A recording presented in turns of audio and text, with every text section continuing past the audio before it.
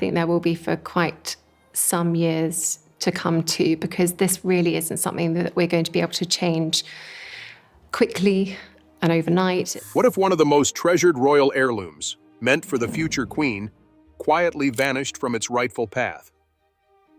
Behind the palace gates, a silent power shift unfolded, pitting Queen Camilla against Princess Catherine in a battle over legacy, loyalty, and one little girl's royal inheritance. How did jewelry meant for Princess Charlotte end up in unexpected hands? And what happened when Catherine found out? This isn't just about diamonds. It's about trust, tradition, and the future of the monarchy. Princess Charlotte, born in 2015, is currently third in line to the British throne.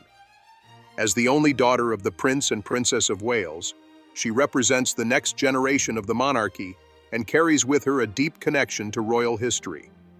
From the moment of her birth, Charlotte was not only welcomed with public joy, but also quietly assigned a role within the royal tradition. Among the traditions associated with her future were plans involving various heirlooms, jewels, tiaras, and other significant items passed down through generations of royal women. These items are not just expensive or decorative. Within the royal family, heirlooms carry symbolic weight. They reflect personal stories, major public events, and the continuity of royal values. For example, the sapphire engagement ring worn by Princess Catherine once belonged to Diana, Princess of Wales. It is now recognized as a powerful symbol of legacy and emotional connection across generations. Behind closed doors, palace staff and advisors reportedly took care to keep a record of which pieces were meant for whom. Some of these items were to be gifted on significant birthdays or life events. For Princess Charlotte, many of the heirlooms were being held for her 18th birthday or a future royal engagement. The understanding, according to insiders, was that these items would remain within the direct royal line and pass down to Charlotte, preserving a sense of continuity. This understanding began to change when King Charles III ascended to the throne in 2022. With his rise, Queen Camilla, previously the Duchess of Cornwall, took on a more visible and active role in royal life. At first, her transition appeared smooth. She carried out her duties with composure, attended engagements, and was present alongside the king at many official events. However, over time, some observers noted a shift behind the scenes. According to accounts from palace insiders, a quiet tension began to grow between Queen Camilla and Princess Catherine. Although the two women maintained a professional and courteous appearance in public, there were signs of a growing distance. Subtle changes in their interactions, missed conversations, and differences in approach started to create an undercurrent of discomfort. By early 2025, reports began to surface, suggesting that some of the jewelry pieces originally set aside for Princess Charlotte had been reallocated. Instead of remaining within Prince William's immediate family, a number of these heirlooms were said to have been redirected toward members of Queen Camilla's family, specifically her granddaughter, Lola Parker Bowles, the child of her son Tom Parker Bowles. Lola, while closely related to Camilla, does not hold a royal title and is not part of the line of succession. For some within the royal household, this decision to reassign jewelry meant for Charlotte to someone outside the royal bloodline raised serious concerns. The issue wasn't just about who would wear the jewelry. It was about what the jewelry represented. For many, this move seemed to contradict long-held plans and traditions. The changes came to light gradually. Some heirlooms that had been kept in private collections for Charlotte were suddenly seen worn during public events by individuals unrelated to the direct royal line. Tiaras, brooches, and necklaces previously associated with Diana or Queen Elizabeth appeared on unfamiliar figures, prompting questions and confusion. While these shifts may seem minor on the surface, within royal circles, such changes are significant.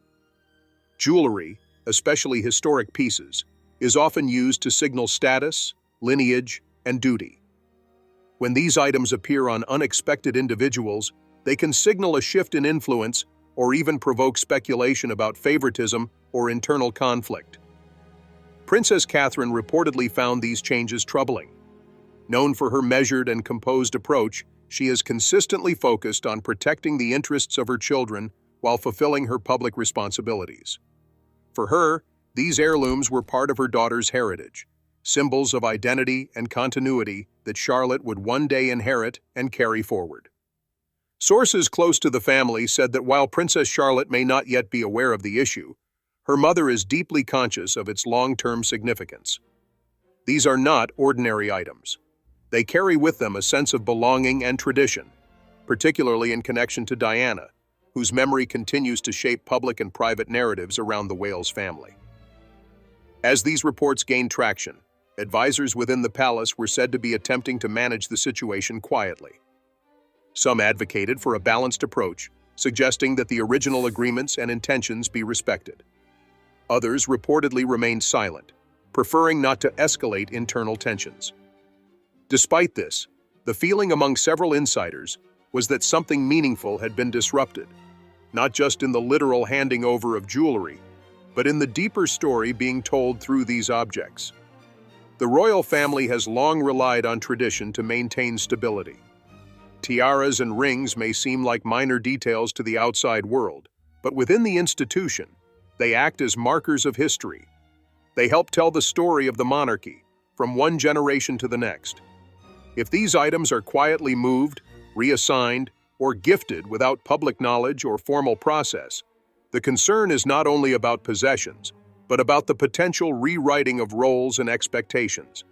This concern is especially true when it comes to the legacy of Princess Diana. Her image remains powerful, both within the royal family and among the public. Jewelry once worn by her, or associated with her, carries more than sentimental value. It connects her children and grandchildren to her memory in a tangible way. Reassigning these items without clear explanation risks sending a message that parts of her legacy are being overlooked or redefined. So far, the palace has made no official statements about the reports. As is often the case, discussions within the royal household remain confidential. What is known is that the public and media response has been mixed. Some have expressed sympathy for Queen Camilla, noting her long-standing efforts to support the king and her own journey toward public acceptance. Others feel more aligned with Princess Catherine and her role as a protector of Diana's legacy and her daughter's future. Among the many items with historical and emotional weight, a few stand out due to their strong associations with Princess Diana and the wider royal lineage. One such item is the Spencer tiara.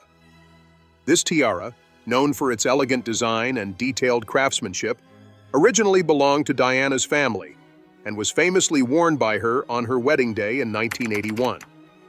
Over time, it has come to symbolize not only Diana's personal history, but also the tradition of passing meaningful objects from one generation to the next. Another significant piece is Queen Mary's lover's knot tiara. Recognizable by its distinctive shape and hanging pearls, the tiara was a favorite of both Queen Elizabeth II and Princess Diana. It's been worn at many official functions and continues to be one of the most recognizable royal accessories. These heirlooms are not just decorative. They serve as visible links to the past, carrying stories and values forward. Both of these pieces, along with others like a striking emerald necklace Diana wore during a state visit in the 1990s, were reportedly set aside for Princess Charlotte. The intention, according to those familiar with royal planning, was that Charlotte would eventually receive these items as part of her connection to both her grandmother and her position in the royal family. They were more than just gifts. They were meant to mark Charlotte's place in the historical arc of the monarchy. However, early in 2025, new information suggested that Queen Camilla had begun reassigning these heirlooms. Insiders stated that pieces intended for Charlotte had instead been passed on to Camilla's granddaughter, Lola Parker Bowles. Though Lola is Camilla's family, she does not have a royal title, nor is she in the line of succession. While she is connected through Camilla, she is not considered part of the royal household in the traditional sense. This decision has sparked concern, not just from the public, but within royal circles. According to reports, Queen Camilla believed she had the authority to manage the use of royal jewelry due to her role beside King Charles. It's said she viewed these items as part of the broader collection under the crown's care, available for current use rather than reserved for future heirs. Whether this was a misunderstanding or a deliberate move remains a subject of speculation. Royal advisors, speaking privately, expressed worry that Camilla's actions were overstepping long-standing guidelines. One concern was that jewelry items previously classified as part of Princess Charlotte's future collection were suddenly recategorized as available for gifting. In practical terms, this meant the items could be used or passed on without consulting the original plans, which had quietly guided decisions for years. These moves didn't happen in full view. Many of the changes were subtle, done through updates to internal inventories and quiet reassignments. Camilla reportedly worked closely with staff members she trusted, some of whom were hesitant to raise objections. It wasn't until Princess Catherine began noticing changes in the jewelry collection that the issue started to come into focus. Catherine, often praised for her calm and composed nature, has consistently taken her royal role seriously. She's known for avoiding drama and focusing on the well-being of her children and the continuation of royal duties. But when she observed that jewelry linked to Diana was no longer accounted for in the way it had been, she began to investigate further. With the help of a small group of trusted palace archivists and some of Diana's former aides, Catherine began quietly gathering information. She reviewed records, compared inventories, and checked official notes about who was supposed to inherit which pieces. Over time, a clearer picture started to form, one that indicated that the items were indeed being redirected, and not by accident. It became clear that the reassignment of the jewelry had not been broadly discussed within the family.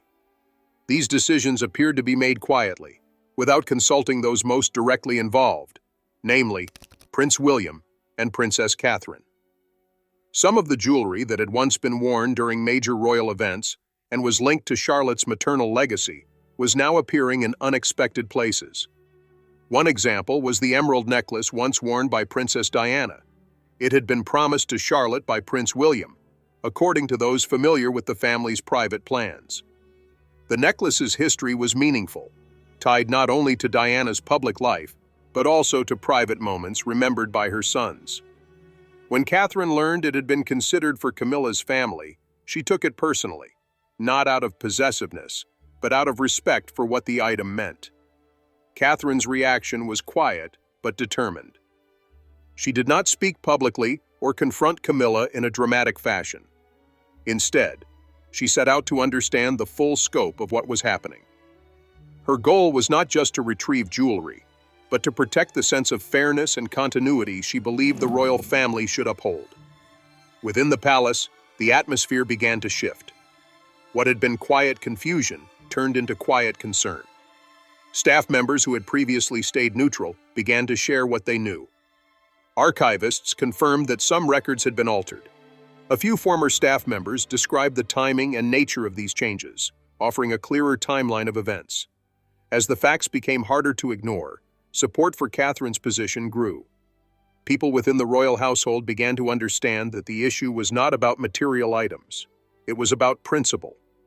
The concern wasn't simply that jewelry had changed hands, but that the manner in which it happened undermined a long-standing approach to legacy and succession.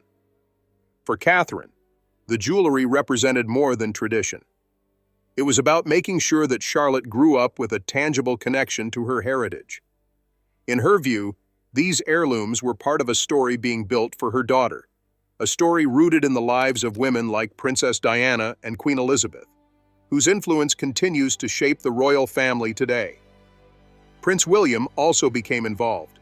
Known for his calm and measured temperament, he reportedly shared his wife's concerns. The loss of pieces tied so closely to his mother felt personal. These weren't just items. They were memories in physical form. To see them handed away or used outside the family line felt like losing part of that legacy all over again. As pressure slowly increased behind palace walls, a decision had to be made. Quietly but firmly, efforts were taken to restore the original intentions regarding the jewelry. Discussions resumed among senior advisors, and records began to be corrected. The items in question were one by one reclassified as part of Princess Charlotte's future collection. The episode, while never fully made public in official statements, became well known among those close to the royal family. It served as a reminder of how delicate the balance of tradition and modern responsibility can be within the monarchy. It also revealed the quiet strength of Princess Catherine, who acted not through public gestures, but through careful planning, attention to detail, and deep respect for the values she upholds. One of the first signs of change came during a public appearance by Princess Catherine. At a charity event hosted at St. James's Palace, she was seen wearing a stunning emerald necklace, an item at the center of earlier concerns. The necklace, once worn by Princess Diana and later promised to Charlotte, had been considered for reassignment. Its appearance around Catherine's neck seemed to be a quiet but unmistakable message. She hadn't made a public statement, but those who followed royal affairs closely understood what it meant. Catherine wore the piece confidently. The moment was carefully composed but not theatrical. She smiled, greeted guests, and performed her duties with her usual sense of grace. Yet the necklace stood out, drawing quiet acknowledgement from many in attendance. It was no longer just a piece of jewelry. It had become a symbol of reassurance. For many, it showed that tradition had been upheld, and that Charlotte's future, at least in this respect, had been secured. The public's response to the situation unfolded rapidly. News outlets began to report on the internal tension, framing the story as a clash between two generations of royal women with differing views on tradition and influence. While the palace did not issue an official statement, royal correspondents and insiders helped fill in the details. The narrative spread. Catherine had stood up to Queen Camilla in order to protect her daughter's rightful inheritance and uphold the legacy of Princess Diana. Social media played a large role in shaping the wider reaction. Hashtags like Justice for Charlotte and Stand with Kate started trending, with thousands of users expressing support for Catherine's actions. Many viewed the situation through the lens of Princess Diana's legacy, seeing Catherine as a protector of that memory. Posts included photos of Diana wearing the same jewelry, alongside images of Catherine now continuing that story. Others focused on what they saw as the mishandling of the situation by Queen Camilla. For years, Camilla had been working to build a positive public image. After a difficult introduction to royal life, she had gradually gained a more favorable reputation by carrying out her duties and supporting King Charles. But now, much of that goodwill appears to be at risk. Some of the strongest public responses came from supporters of the late Princess Diana, who had long felt protective of her memory. For them, this moment seemed like another attempt to overwrite or shift Diana's place in the royal narrative. The idea that heirlooms tied to Diana might have been given away to someone outside her family line struck a nerve. It didn't help that Lola Parker Bowles, the recipient of some of the jewelry, held no royal title or responsibilities. The move felt out of step with the values and traditions many still associate with the monarchy. As media coverage expanded, so did speculation about the atmosphere inside the palace. Reporters noted a clear change in how Queen Camilla appeared during public outings. Though she maintained her usual poise, there was a visible difference in her demeanor. Her smiles were more reserved, her posture more guarded. She continued to attend royal engagements, but she seemed to do so with less ease. Observers described her presence as quieter, more restrained. Sources close to the royal household said Camilla had been affected by the criticism. While she had developed a thick skin over the years, the level of public reaction caught her off guard. What she had likely considered a private family matter had now become a national conversation. For someone who had worked so hard to be accepted, the shift in tone was difficult.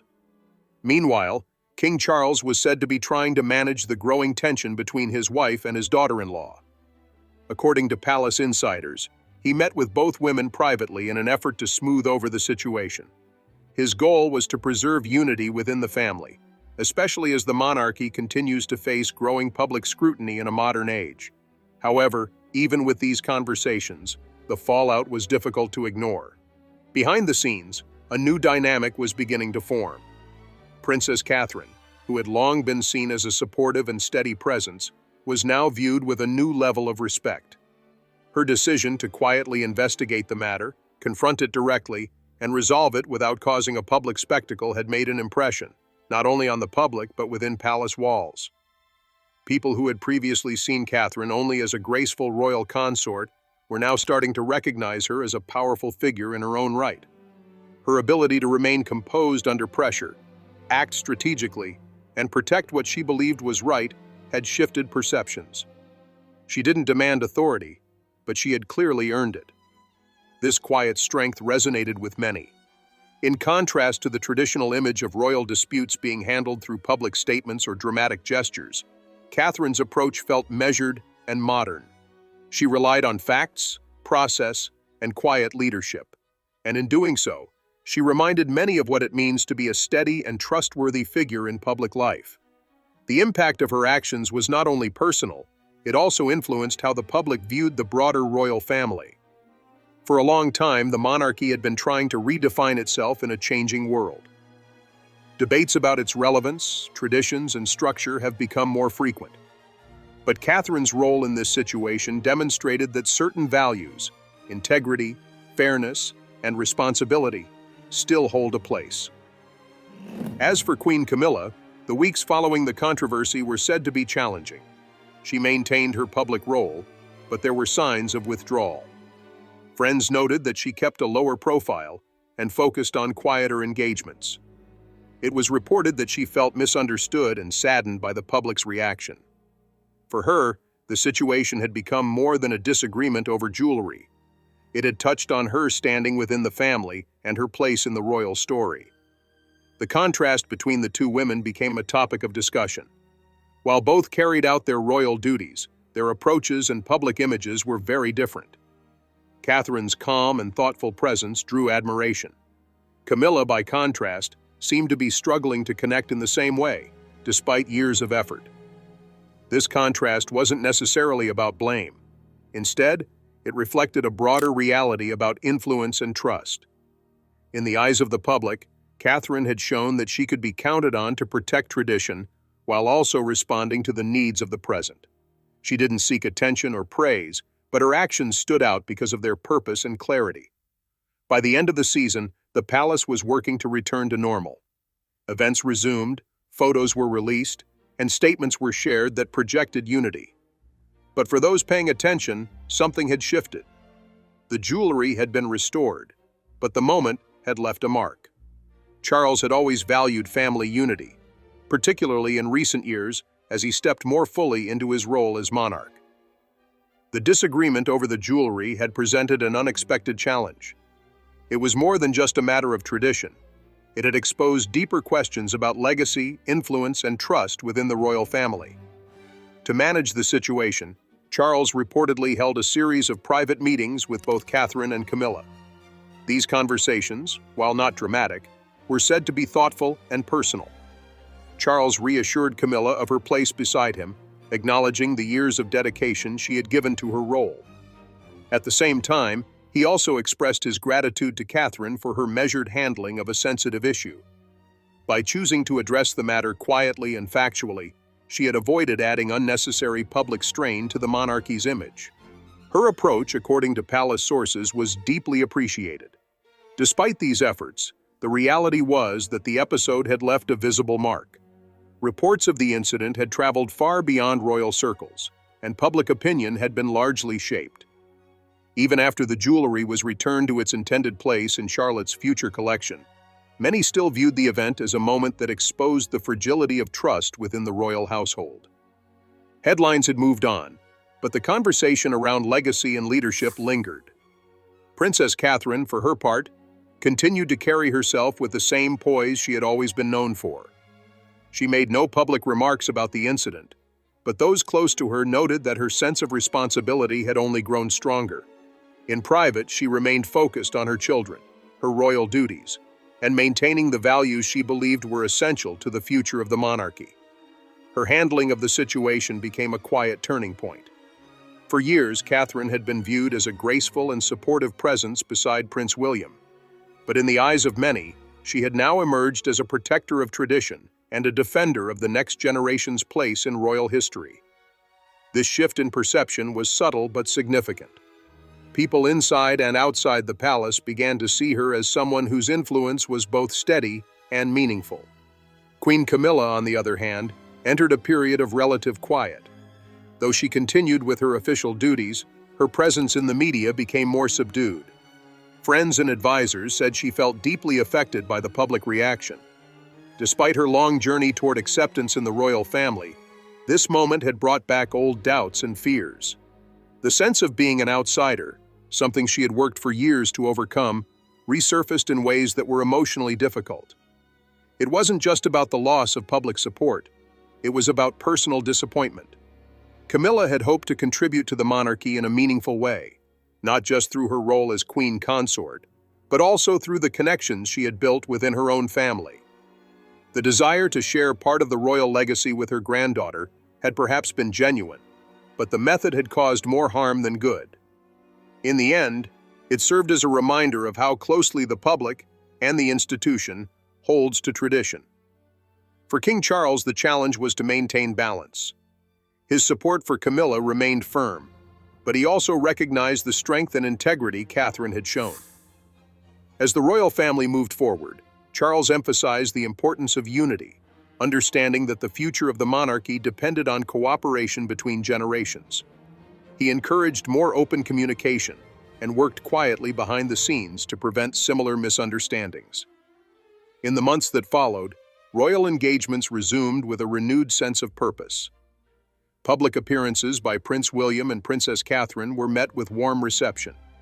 Their focus on charitable causes, children's well-being, and mental health continued to resonate with people. Catherine's calm leadership and thoughtful presence became even more widely respected. At the same time, attention began to shift to the younger members of the family, particularly Princess Charlotte. Though still a child, Charlotte has shown signs of growing into her role with confidence. Her upbringing has been carefully balanced by her parents, who have consistently aimed to give her a grounded and joyful childhood while preparing her for the responsibilities that will eventually come with her position. Charlotte's early years have included a mix of public and private life. From her first appearance outside the hospital where she was born to her participation in official events like royal parades and public holidays, she has gradually been introduced to life as a member of the royal family. Observers often note her natural ease in front of the camera, her confident wave, and her warm interactions with the public. These small but telling moments suggest she is already beginning to understand the unique path ahead of her. Behind the scenes, William and Catherine have worked hard to protect Charlotte's sense of identity.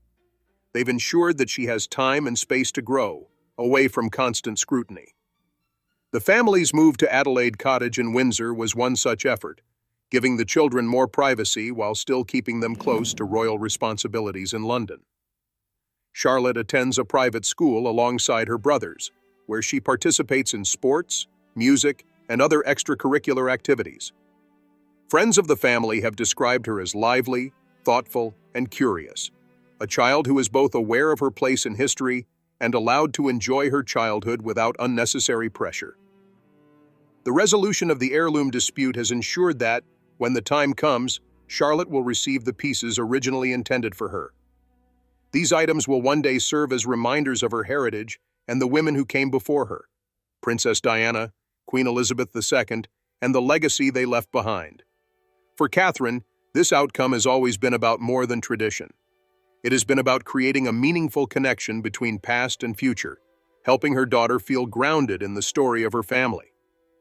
As the royal household moves forward, the effects of the situation continue to echo in quiet ways. Staff and advisors now approach matters of inheritance and symbolism with greater sensitivity. Decisions that may have once been made informally are now more carefully reviewed, with a deeper appreciation for their long-term meaning. The incident also highlighted the evolving nature of leadership within the monarchy. In the past, leadership may have been more closely tied to title and hierarchy. Today, it's increasingly defined by character, actions, and the ability to inspire trust. Catherine's role in resolving the situation set a clear example, one that many now look to as a model for how royal duties can be carried out in a modern world.